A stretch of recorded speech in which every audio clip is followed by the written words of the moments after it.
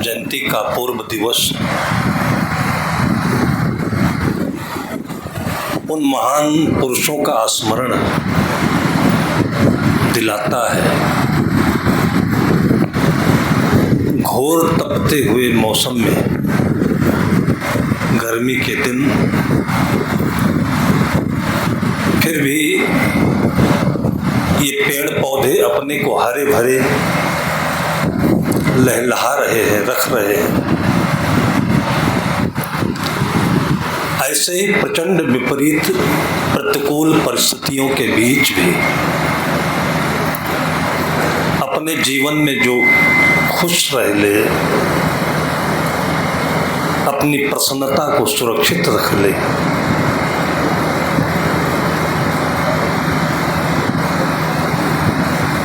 वो महान संत कबीर है।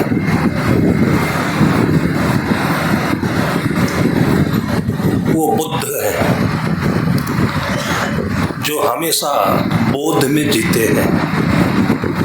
वो महान वीर हैं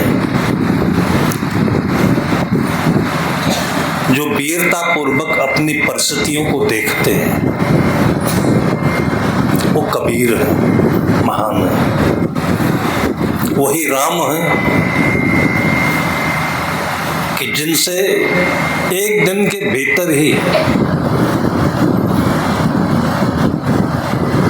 दो विपरीत परिस्थितियों का सामना है।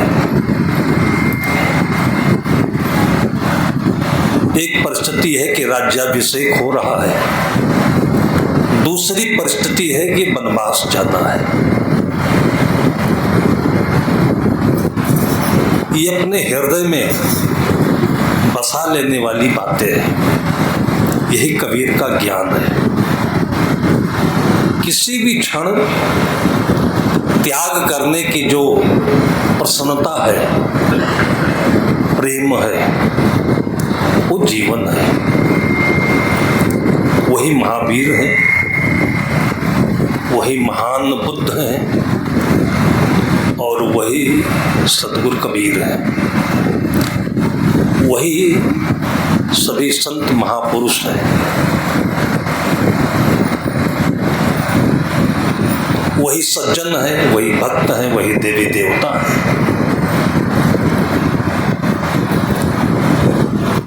दुख से जीवन आतुर होता है, विचलित होता है। दुख कोई चीज तो है नहीं।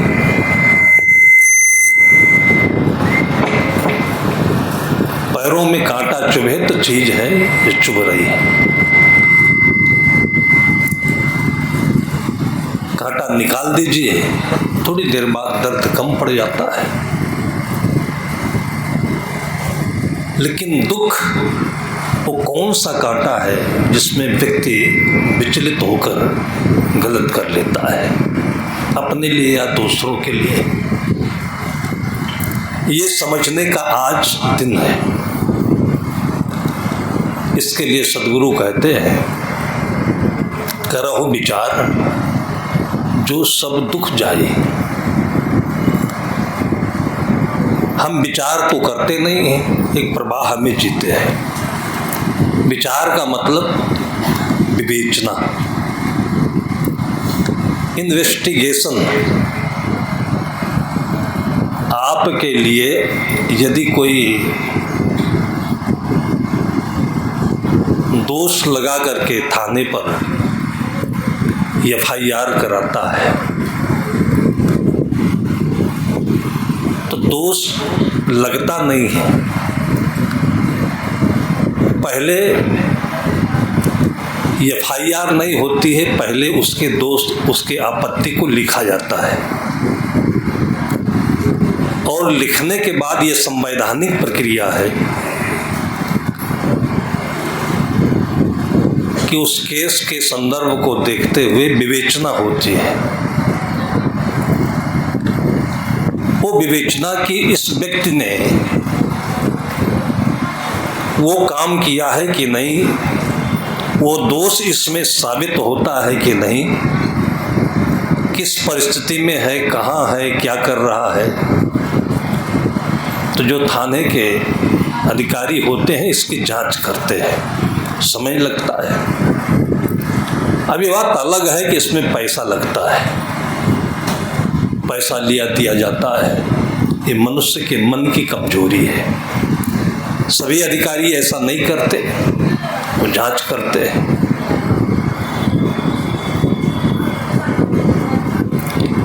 और सत्य हमेशा खुलता है, बंद नहीं होता है। इसलिए इस पर हमें भरोसा होना चाहिए। अभी 1 महीने के भीतर ही एक सुप्रीम कोर्ट का आदेश आया है, निर्णय आया है कि 45 वर्षों के बाद 103 वर्ष की अवस्था में एक वृद्ध व्यक्ति निर्दोष साबित होकर के जेल से बाहर आया है। ये समझने वाली बात है। 45 वर्षों तक वो जेल में था और सुप्रीम कोर्ट से निर्दोष साबित होकर के 103 वर्ष की उम्र में, जहां कोई सुविधा नहीं है, चारों तरफ बंदिशें हैं, अपने मन की कोई चीज नहीं है, फिर भी जी लिया उसने 103 साल। आपके अपने विपरीत परिस्थितियों में ऐसे ही कबीर को याद करने की आवश्यकता है। कबीर भी ऐसे ही है। किंवदंती है, एक उदाहरण के लिए हम मान के चलें, सत्य तो अपने भीतर है जो धीरे से खुलता है। 45 वर्ष लग गए उसका सत्य खुलने में। व्याकुल होकर मर भी जा सकता था, लेकिन सबसे बड़ा सत्य है कि आप घर में रहें, वन में रहें, जेल में रहें, बाहर रहें, लेकिन आपके भीतर में यह सत्य है कि आप निर्दोष हैं। या यदि गलती हुई भी है तो सत्य के डीएनए में, सत्य की प्रकृति में गलती नहीं होती है। किसी व्यक्ति से भूल से गलती हो जाती है, ब्लेम लग जाता है और जेल जाता है, लेकिन भीतर से उसके अंदर विवेक आता है कि हमको करना नहीं चाहिए था। तो समय से उसका निदान होता है और उसके परिजन, सरकार भी सहयोग करती है, सब लग करके उसको छुड़ा कर ले आते हैं, अच्छा जिंदगी जीता है। सेंट्रल जेल भोपाल में, अहमदाबाद में, दोनों जगहों पर मैं जाकर के देखा हूं। एक बार थोड़ा सा अंतर लगता है कि हम जेल में हैं। पहली बार जिंदगी में, पहली बार मैं भोपाल जेल गया, आज के लगभग 25 वर्ष पहले। जेल का नाम शब्द ही बहुत खराब है। बहुत कुछ करके सरकारों ने इस कलंकित नाम को बदलने की कोशिश की। जेल नहीं, सुधार गृह, और भी नाम रखे गए, लेकिन वो जगह ऐसी है कि काम खराब होता है तभी आदमी जाता है। तो देखा कि काले काले सब वो जेल के बाहर जो प्रहरी होते हैं, भाला जैसे डंडा लेकर खड़े। मैं गाड़ी से उतरकर जब अंदर प्रवेश करने लगा तो एकदम से धड़कन बढ़ गई कि मैं जेल जा रहा हूँ, लेकिन उसके साथ सत्य है कि मैं कार्यक्रम से जा रहा हूँ। तो जेल जेल नहीं है। जो विपरीत काम आपसे हो गया है, जो नहीं होना चाहिए था, जो हो गया है, वो जेल है। उससे बचने के लिए आपको हर पल, हर घड़ी विचार में जीने की आवश्यकता है। स्वरीति और विपरीति। स्वरीति यह है, आत्मनः प्रतिकूलानि परेशान न समाचरेत, कि आपको जो अपने अनुकूल नहीं लगता है, आपको जो चीज़ बुरी लगती है, जो काम बुरा लगता है, खराब लगता है, वो काम आप दूसरों के साथ ना करें। ये पूरी दुनिया का संविधान है। ये संविधान की जो किताब है बहुत मोटी है, कितना पढ़ोगे आप।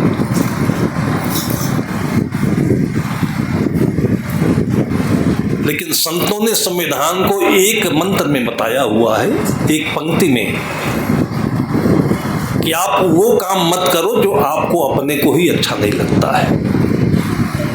आपको निंदा अच्छी नहीं लगती है, बुराई अच्छी नहीं लगती है, दूसरों की मत करें। और कितनी चीजें अच्छी नहीं लगती, इसमें कितने लिखते जाए तो बहुत सारी किताबें बन जाएगी। और नहीं लिखे तो आप अपने अंतर से पूछ लीजिए बस। आप दूसरों के लिए जो कह रहे हैं, किसी लड़की के लिए, महिला के लिए, किसी आदमी के लिए जो आप ब्लेम लगा रहे हैं, दोष लगा रहे हैं, बुराई कर रहे हैं, थोड़ी देर उलट करके आप ये सोचिए कि उसकी जगह पर आप होते तो क्या चाहते हैं। आप अपने भीतर यही चाहते कि लोग मेरी मदद करें, अब ऐसा नहीं होगा। आप यही चाहते कि हमारा सम्मान बचा रहे। और ऐसे समय में जो आपके सम्मान का साथी होता है, आपका बचाव करता है, सपोर्ट करता है, उसको आप जीवन में भूल नहीं सकते हैं। और ऐसे ही आपको भी होना चाहिए। मोहनदास करमचंद गांधी, महात्मा गांधी कैसे बने? उन्होंने किसी से लंगोटी नहीं पहनी, सफेद या गेरुआ वस्त्र नहीं पहना, लेकिन उस परंपरा में जिए। उनके घर पर सदगुरु कबीर साहब के संत आते थे। उनकी माँ को संस्कार मिला, उससे उनको मिला। और धीरे धीरे गीता पढ़कर, रामायण पढ़कर, राम के बारे में, कृष्ण के बारे में, निष्काम कर्मयोग के बारे में, जो भारतीय संस्कृति का सार है, जित देखो तित प्राण हमारो। सदगुरु कबीर साहब कहते हैं कि घाव काहे पर घालो, जित देखो तित प्राण हमारो। अपने दुश्मन को भी यदि आप कुछ करते हैं तो उसको जो चोट लगेगी वही चोट आपको भी लगेगी। उसका वार आप सह लीजिए तो चोट कम होगी, उसको आप अगर वही वार वापस करते हैं तो चोट डबल हो जाएगी, ज्यादा हो जाएगी। लेकिन उत्तेजना में ऐसा लगता है कि वो मर जाए, उसको ये हो जाए, उसको वो हो जाए। उत्तेजना जब समाप्त होती है तब लगता है कि हमें तो कुछ मिला नहीं। उसने गाली दी तो हमारा कुछ बिगड़ा नहीं, लेकिन हमने गाली दे दी तो हमें क्या मिला? अच्छा था कि हम सुन लिए होते, उसको गाली नहीं देते। स्वरीति है और विपरीत है। जेल के अंदर जाकर के मैंने देखा, बहुत सज्जन व्यक्ति थे जो जेल के अधीक्षक थे, किसी भक्त के बेटे रहे होंगे। उन्होंने पूरे जेल का निरीक्षण कराया, सुना करता था। उन्होंने बताया भी कि महाराज जी, आप सुनते होंगे कि जेलों में पैरों से, जूतों से आटा साना जाता है, कहावत भी लोग कहते हैं। उन्होंने मशीनें दिखाई जिसमें आटा बनता है, हाथ नहीं लगता उसमें। और इतनी सुंदर रोटियां, इतनी सफाई के साथ भोजन बन रहा था कि हर कोई उसको खा सकता है। जो वहाँ काम करने वाले मैंने देखा, सभी सफ़ेद कपड़े पहने, सफ़ेद टोपी लगाया, सभी एक साथ। इसमें किसी की पहचान नहीं हो सकती कि इसमें कोई नेता है कि चोर है। सभी नेता जैसे, साधक जैसे। और अंदर में मैंने देखा कि प्रांगण में 2500 प्रजाति के फूल लगे हुए हैं। उतना सुंदर आश्रम भी हम लोग मेंटेन नहीं रख सकते। और ये सारा काम उन्हीं कैदियों से कराया जा रहा था। इसको कहते सुधार गृह। जाते ही जो तनाव से ग्रस्त मन है, बेचैन है, विचलित है, कबाड़ में मैं, अनुकूल प्रतिकूल, लेन देन, ऐसे वातावरण में जाने पर मन स्थिर हो जाता है और उसको लोग जेल कहते हैं। मन इतना आनंदित हुआ, प्रसन्न हुआ। फिर कार्यक्रम का समय आया, एक बहुत बड़ा हॉल था, दीवालों पर बहुत सुंदर सुंदर आकृतियां बनी हुई हैं, महापुरुषों के चित्र बने हैं। अधीक्षक महोदय ने बताया कि महाराज जी ये सभी पैसा देकर पेंटिंग नहीं हुए हैं, जो कैदी लोग आए हैं उन्हीं में से जो उनकी कारीगरी है उसको इस पर उकेरा गया है। भजन भी सुना, वही कैदी लोगों ने इतनी सुंदर संगीत दी, प्रस्तुति दी और भजन सुनाया। और कहने के लिए सभी कैदी हैं, कोई कुछ कोई कुछ। तो जो जेल है वो अपने भीतर है, बाकी सारी व्यवस्था वहां की यहीं जैसे है, यहां से और अच्छा है। और इसका दुरुपयोग भी लोग कर लेते हैं। मारपीट में बहुत बड़ी सजा नहीं होती है, 6-7 महीने की हो जाती है। और किसी की हत्या हो तो उसमें भी 7 साल की सजा है। 4-6 महीने रह लेने के बाद उनको तो लगता है कि घर से यहाँ आनंद है, इतनी बढ़िया रोटी बीवी क्या देगी, इतना बढ़िया सम्मान घर पर गांव में कहाँ मिलेगा। और इसका दुरुपयोग ये होता है कि जमानत पर छोड़ कर आते हैं तो फिर दूसरे दिन को मार के जाते हैं, कहते रहना तो उसी में है। ये दुरुपयोग है। और अंत में उनके लिए फांसी होती है। ये सारी चीजें मन को सुधारने के लिए। फांसी में भी क्या होगा, जिस आदमी के मन में चोट ही नहीं लग रही हो, किसी की हत्या हो गई फिर भी उसको चोट नहीं लग रही है, तो उसका मन क्रूर हो गया है। तो उसको मौत की सजा मिले तो भी उसको क्या डर, क्या दुख, तो मर जाता है। लेकिन प्रकृति ने इतनी व्यवस्था दी है कि फिर से जन्म होता है, फिर सुधरता है। ऐसे शरीर में बीपी है, शुगर है, अनेक प्रकार की बीमारियां हैं। लेकिन याद रखिए कि जब बच्चा जन्म लेता है तो बीपी शुगर लेकर नहीं आता है। बीपी शुगर लेकर आदमी मरता है, लेकिन ये लेकर नहीं पैदा होता है। और कर्म बहुत ज़्यादा विपरीत हो, प्रारब्ध खराब हो, तो थोड़ी दिन के बाद होने लगता है। आजकल बोलने लगे हैं डॉक्टर लोग कि पैदाइशी लोगों को शुगर दिख रहा है।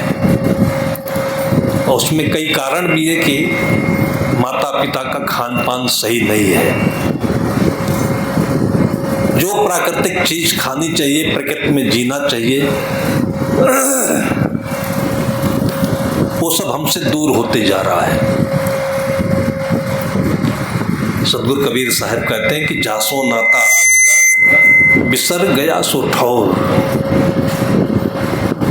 जिनसे हमारा सही योग होना चाहिए, संबंध है, आदि का संबंध है। आदि का मतलब होता है शुरुआती, और शुरुआती का मतलब यही गेहूं है, चना है, पेड़ पौधे हैं, पशु पक्षी हैं। इन सब से जो दूर रह रहा है, बंगले में, एसी में, चारों तरफ दीवार और सारी सुविधाएं, कभी पैर में मिट्टी नहीं लगती, शरीर में धूप नहीं लगती, तो शरीर में प्रोटीन नहीं रुकेगा, शरीर में इंसुलिन नहीं बनेगा, ताकत नहीं आएगी, और शरीर केवल देखने लायक ताजा दिखेगा। आजकल डॉक्टरों के यहाँ आप जाइए तो आप देखकर हैरान रह जाएंगे कि देखने में शकल सूरत सुंदर है, शरीर का वजन भी ज्यादा है, कम नहीं है, मोटे ताजे है। लगता है कि ये बीमार, लगता नहीं है कि ये बीमार है। पूछना पड़ता है कि आपको क्या तकलीफ है। तो इस प्रकार से जो विपरीतता हम लोगों ने बनाई है वो हमारे मन की देन है। जासो नाता आदि का बिसर गया सो ठौर। अब 84 के बस परे काहे और की और। जो तरह तरह के खाने के जो आइटम है, ये सारी चीजें हमारे अहम की पूर्ति के लिए है। जैसे हम कपड़ा पहनते हैं तो दो तरह से कपड़ा पहना जाता है। वस्त्र है तो हमारे शरीर को ढकने और रक्षा के लिए है, ढकने से ज्यादा रक्षा के लिए है। लेकिन आजकल लोग पैंट पहन रहे हैं तो ऊपर से नीचे तक फटे रहता है। अभी परसों नरसों मैंने देखा पैंट के दो बाजू होते हैं, तो एक आधे तक था, एक पूरे तक था। मैंने कहा आधा क्या हो गया? और कहते हैं कि रफ एंड टफ है, ये बहुत महंगा आता है। इस प्रकार के बिल्कुल बेहूदे संस्कृति और ऐसा लोग अपना रहे हैं, पहन रहे हैं। उनको क्यों कपड़ा पहना जाता है इसका विचार है ही नहीं, विचार शून्य।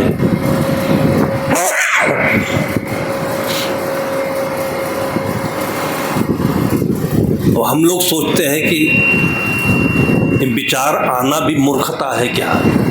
हम ही संत लोग, आप जैसे सज्जन माता पिता लोग ही विचार करें तो क्या कोई मानने वाला है, कोई सुनने वाला है? जिस युग में हम लोग जी रहे हैं, बचपन में हम लोगों ने देखा कि कपड़ा फटा हो तो बच्चा पहनने में शर्म करता था। माँ से कहता था कि फटे कपड़े पहनकर जाऊंगा तो बच्चे मेरे साथी क्या कहेंगे। माँ कहती थी अपनी परिस्थिति बताकर, बेटे मैं उसको रफू कर देते हो। रफू का मतलब कि उसको ऐसे सिल देना कि पता नहीं चले, ऐसी माँ करती थी। और आज फटे फटे और फड़ा फड़ा करके कपड़ा लोग पहन रहे हैं। कहें कबीर आसमान नहीं फाटा, क्यों कर श्रीवय दर्जी। ऐसे ऐसे जिंदगी, और आज जो ऐसे ऐसे मन और बुद्धि। खाने के लिए चने को आप उबाल दीजिए, थोड़ा सा नमक जीरा और मिर्चा लगा दीजिए, जिसको घुघुरी कहते थे। आज भी बहन बेटियों के यहाँ एक पर्व होता है घुघुरी का, पता नहीं आपके इस आगरा मंडल में है कि नहीं। पूर्वी उत्तर प्रदेश में बेटियों को अच्छे अच्छे सामान, खाने पीने के, कपड़े के भेजा जाता है माँ बाप की तरफ से, उसको घुघुरी कहते हैं। और घुघुरी एक आइटम है खाने का जो भीगा हुआ चना है, प्रोटीन रिच, मतलब प्रोटीन से समृद्ध आइटम है वो अनाज, जो थोड़ा सबको रोज खाना चाहिए। तो हड्डी मजबूत हो, दिल दिमाग मजबूत हो, और जो ये समस्याएं आ रही है दूर दूर तक नहीं हो। रोज सुबह पहले लोग खाते थे, काम करने वाले भी, राजे महाराजे भी खाते थे, और वो चीज अब नहीं खाएंगे।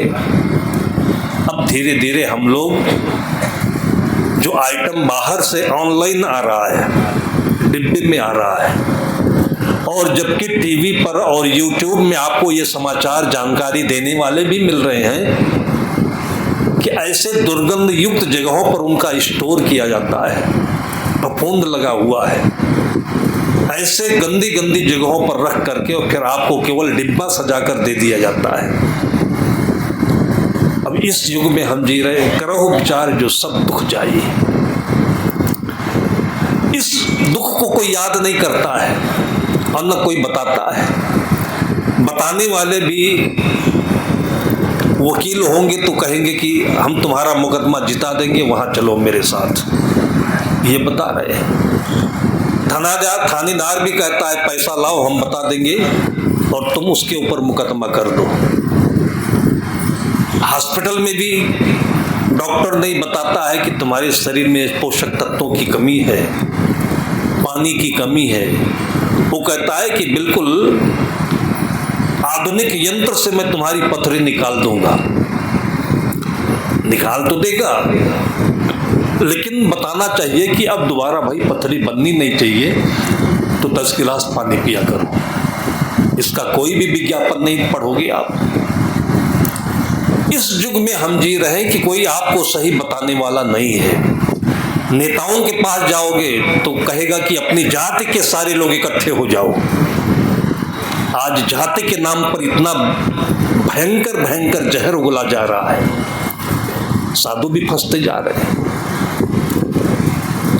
सदगुरु कबीर साहब, जब कोई लेबोरेटरी नहीं होती थी, लेबोरेटरी का मतलब कि किसी ने किसी की हत्या की और उसका खून उछल करके उसके कपड़े में पड़ा, हथियार पर पड़ा, उस हथियार को उसने हाथ से पकड़ रखा है।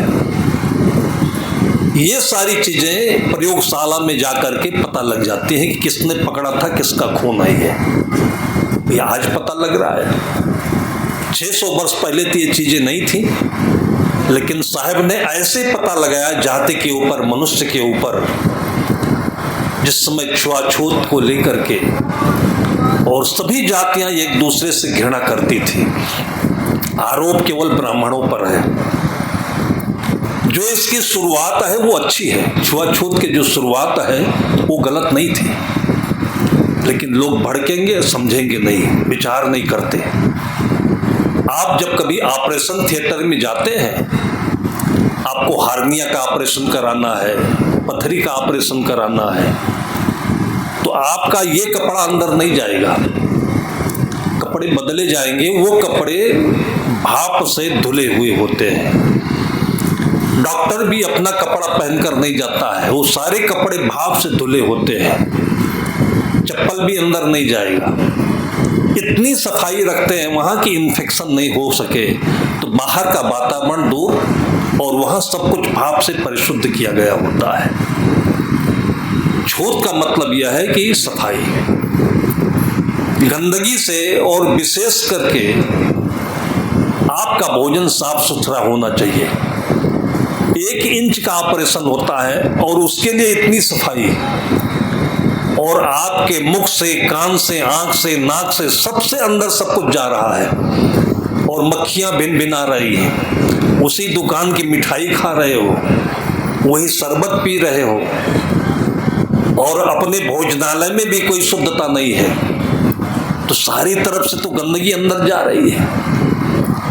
इतनी गंदगी अंदर भर गई है कि मैंने देखा है कि आदमी फिर भी नहीं समझ पाता है, और जब मुख से लंबा लंबा 1-1 फीट का केचुआ निकलता है उल्टी में, तब समझ में आता है कि पेट में कीड़े हैं। कि कीड़े कैसे बने? गंदगी से। इन सारी बातों को दृष्टि में रखकर पहले जमाने में किसी ने लोगों को यह सुझाव दिया कि सफाई रखिए।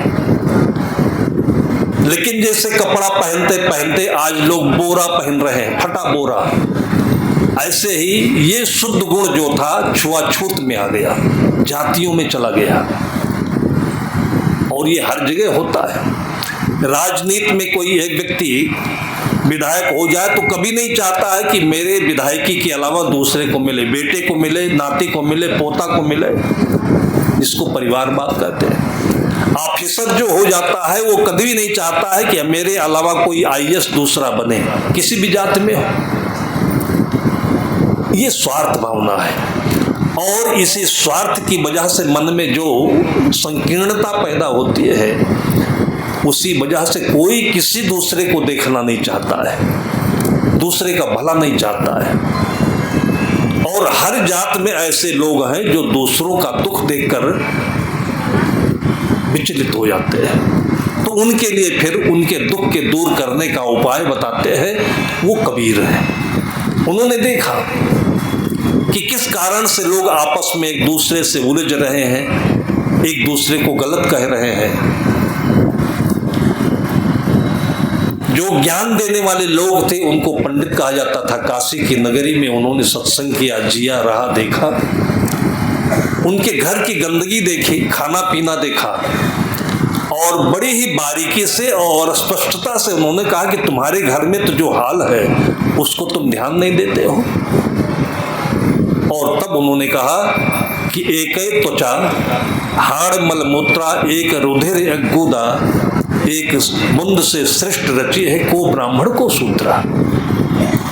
जो स्वच्छता रखे वो ब्राह्मण, जो जीवन का बोध रखता हो, जिसको बुद्ध भी कह सकते हैं, ब्राह्मण भी कह सकते हैं, जो जीवन से वीर हो उसको महावीर कह सकते हैं, ब्राह्मण भी। ब्रह्म जानाति ब्राह्मण। लेकिन जहां पर जो समृद्ध होता है उसके अंदर में अहंकार का अवगुण आता है और फिर दूसरों के साथ में वो नफरत घृणा करने लगता है। ये सब जातियों में होता है, तो सब में होता है, तो इसकी गलती सबकी है, मन की है और नासमझी की है, जाति की गलती नहीं है ये। अब समुदाय में कहें तो मुसलमान है, मुसलमान खून से डरते नहीं। अब उनकी संस्कृति ऐसे है, उनका खून हो तो डरेंगे, जब उनका खून होगा तब डरेंगे। जब अपने खून से डरते हो तो दूसरे का खून क्यों करते हो?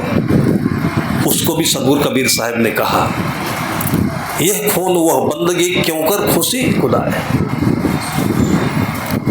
अभी अभी आकर के कबीर की आत्मा एक अवतरित हुई, अभी कल या परसों बकरीद का पर्व था। पर्व क्यों कहे? जो पवित्र मन को करे वो पर्व। लेकिन खून मन को पवित्र करता है क्या? बकरा चिल्लाता रहे, छटपटाता रहे, उसकी प्राण निकलने में कितना दर्द है, इसको जो देखेगा वो मन पवित्र होगा क्या? लेकिन एक बहुत बड़ा समुदाय मिल करके इसको मान्यता दे रखा है और फिर उसको लोग धर्म कह रहे हैं। अभी देवरिया में परसों बकरीद के दिन एक मुसलमान सबके साथ नमाज पढ़ करके आया, आत्मा उसके पास भी है, लेकिन उसकी आत्मा जीवित है। जीवित आत्मा उसको कहते हैं जैसे जिंदा मिट्टी, जिस मिट्टी में बीज डालिए और मिट्टी बीज को उगल दे, अंकुरित कर दे, बढ़ा दे आगे, वो जीवित माना जाती है मिट्टी। जिस आत्मा में किसी का दुख दर्द हो वो सहा ना जाए, उसको ज्ञानी कहते हैं। तभी तो साहब कहते कि घाव काहे पर घालो, जित देखो तित प्राण हमारो। किसको दुख दे, किसको दर्द दे, क्योंकि सभी हमारी आत्मा है, वो जीवित आत्मा है, वो नहीं तो मरी है। कितनों को मुसलमान गए नमाज पढ़े, उसके बीच में वो भी गया, 60 के आसपास की उम्र का था मुसलमान, और वहां से लौट करके एक झोपड़ी में घुस गया। उनकी भाषा में कुछ कहते हैं, कोई पूजा जैसे हिंदू परंपरा में होती है, यज्ञ होता है, वो कुछ करने गया, बहुत देर तक वापस नहीं आया। और बाद में घर वालों ने जाकर देखा तो वो अपने गले को रेत दिया था और चिट्ठी पहले से लिख दी थी कि खुदा को प्रसन्न करने के लिए तुम उस बकरे को काटोगे जो छटपटाएगा। अगर खुदा उस बकरे से प्रसन्न होते हैं तो उससे मैं बड़ा हूं, मेरे गर्दने को मैं रेत देता हूं कि खुदा बहुत प्रसन्न होगा। उसने कहा खुदा इससे प्रसन्न नहीं, तंज किया उसने, इससे कहीं खुदा प्रसन्न होता है? यदि होता है तो मैं काटता हूं अपना, तुम सब कोई काट के दिखाओ। एक कबीर है। और उसके बाद कहा कि मेरे इस शरीर को कुछ भी नहीं करना, जहां बकरे का खूंटा है वहीं जाकर गाड़ देना। बकरे की आत्मा में उसकी आत्मा मिली हुई थी और तभी उसकी आत्मा जीवंत है, सभी समान है। साहब कहते हैं, और ये भारतीय संस्कृति का मर्म है। वेदों से लेकर आज तक हिंदू परंपरा में भी जो मांसाहारी लोग हैं, चालाक लोग हैं, धूर्त लोग हैं, या कहे कि उनकी मिट्टी मर गई है, जिनको दर्द नहीं होता है, ऐसे लोगों ने देवी देवता के नाम पर जानवरों की बलि चलाई। लेकिन हिंदू समाज ने स्वीकार नहीं किया। मांसाहारी हिंदू समाज में बहुत है, कम नहीं है, लेकिन स्वीकार नहीं करता। कोई भी माँ अपने घर में मांस बनाना पसंद नहीं करती है, चींटी मारने तक पसंद नहीं करती है, और इसको धर्म कहते हैं। परहित सरिस धर्म नहीं भाई, पर पीड़ा सम नहीं अधमाई। गोस्वामी जी कहते हैं कि दूसरे को पीड़ा देने के समान नीच काम दुनिया में कुछ है ही नहीं। आप गाली देकर पीड़ा दे रहे हो, निंदा करके पीड़ा दे रहे हो, अपमान करके पीड़ा दे रहे हो, इससे बड़ा अपराध कुछ हो ही नहीं सकता है। ये कबीर है, और कबीर नहीं है, हम हैं कि जब भाई हमें तकलीफ होती है तो दूसरों की तकलीफ आप क्यों नहीं समझते हो, एहसास करते हो। ये एहसास कराने के लिए ही लोगों को जेल भेजा जाता है कि तकलीफ होगी तो उनको प्रायश्चित होगा, याद करेंगे और तब दोबारा कभी ये गलत काम नहीं करेंगे, विपरीत कार्य नहीं करेंगे। गुरुदेव जी कहते हैं, सतगुरु कहते हैं, करो विचार जो सब दुख जाए।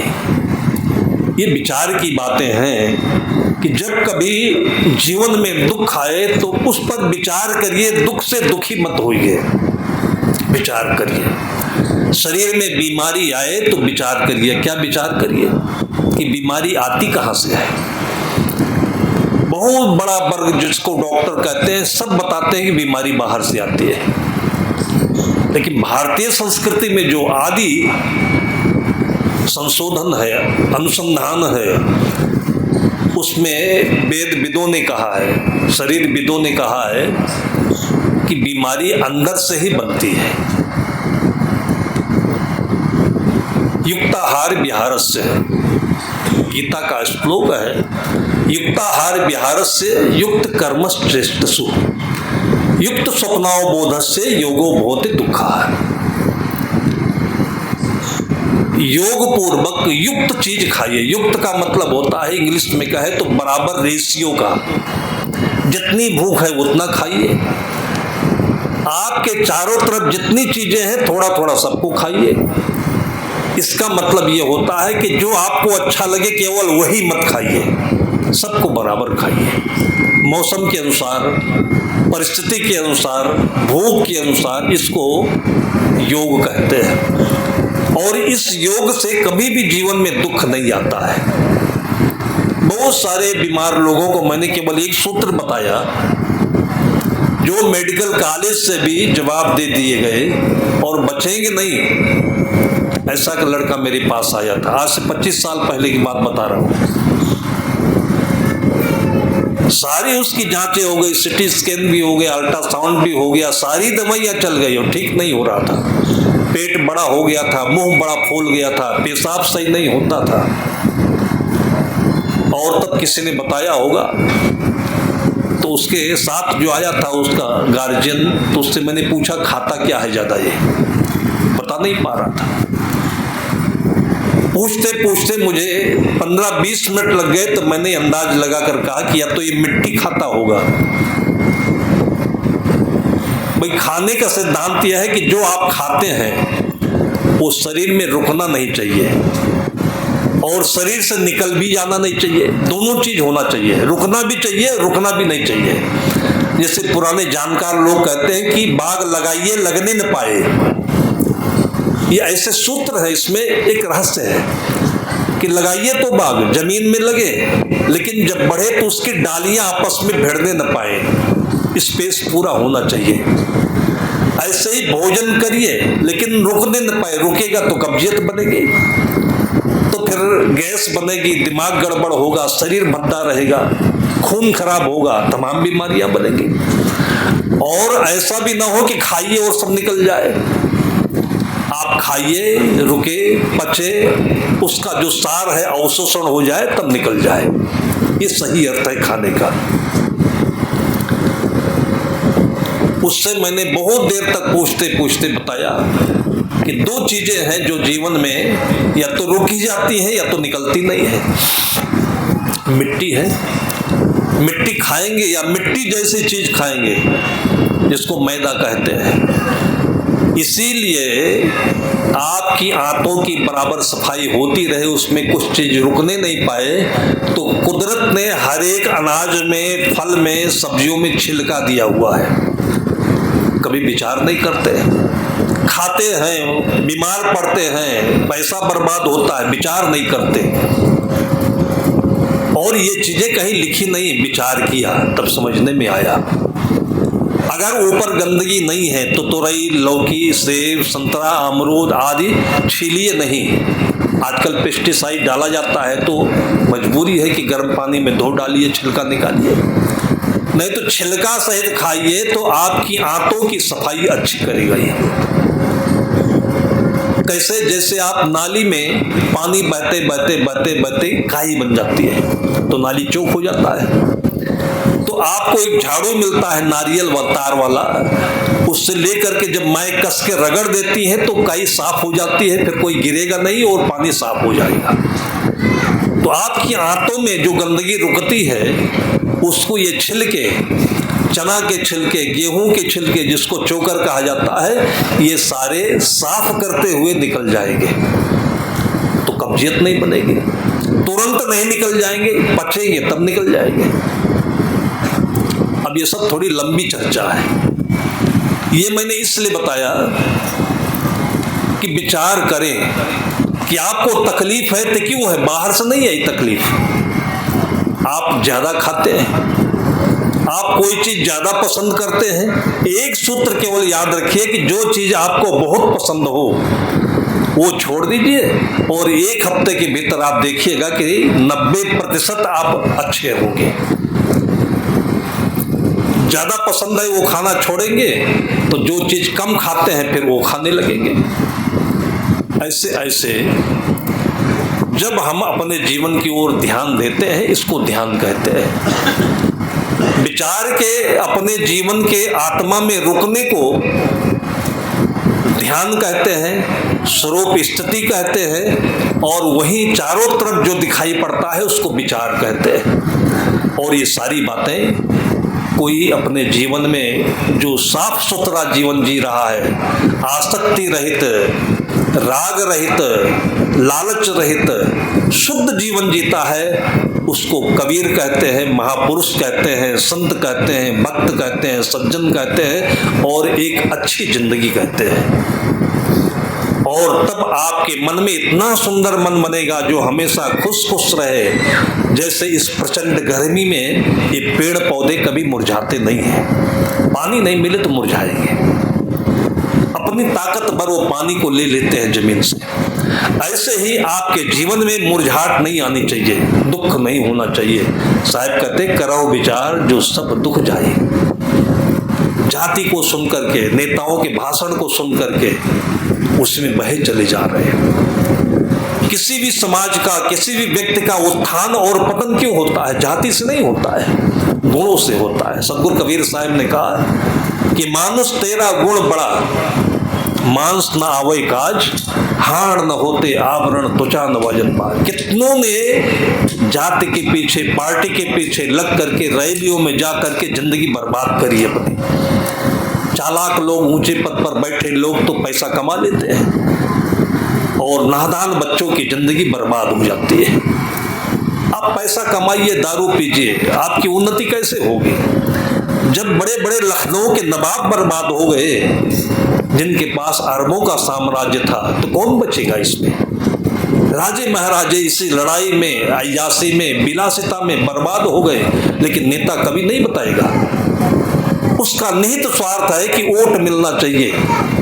कबीर साहब को वोट नहीं चाहिए था, इसलिए मुसलमानों के लिए, हिंदू में सभी जातियों के लिए, साधुओं के लिए भी सबको उन्होंने बड़े प्यार से और थोड़ा सा चोट दे करके कहा, जैसे माई बाप कहता है, करता है। ये कबीर है। और आज इस प्रचंड भयंकर गर्मी के बीच में आप उन्हें याद करें। वैसे भी उनका जन्म लहरतारा के पास लोग बोलते हैं हुआ। वो पाए गए, पालन पोषण नहीं हुआ, पाए गए वैसे। और उसके बाद किसी दयालु ने उनको अपने जीवन का आश्रय दिया और उसमें भी ऐसे कमल खिले वो कि आज उनका पूरे विश्व में जो सौंदर्य है चमक रहा है। ऐसे ही सबका जीवन हो, उन जैसे महापुरुषों का आशीर्वाद सबके आंगन में फलीभूत हो। ऐसे बहुत सारी शुभकामनाओं के साथ में अभी की चर्चा को हम यहीं पर विराम देते हैं।